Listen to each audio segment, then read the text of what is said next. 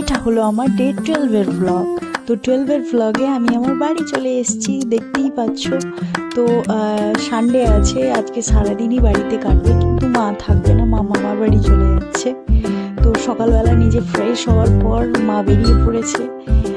মাকে ছেড়ে আসার পর চাউমিন বানানো হয়েছিল, যেটা আমি আর এই যে আমার বোন, ওর নাম পূজা, আমি আর পূজা মিলে, মানে মোটু বলি ভালোবেসে আমরা ওকে, তো আমরা দুজনে মিলে চাউমিন খেলাম। তারপর কুকুর খাওয়ার রেডি করছি। এই যে কুকুকে দেখতে পাচ্ছ, ওর খাওয়ার রেডি করছি বলে ও কতটা এক্সাইটেড। চিকেন মাটন হলে ওর আনন্দের কোনো রকম শেষ থাকে না।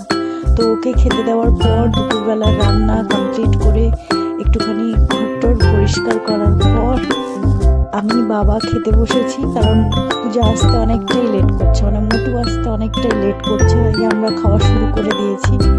ও অ্যাকচুয়ালি আমার পাশের বাড়িতে আমার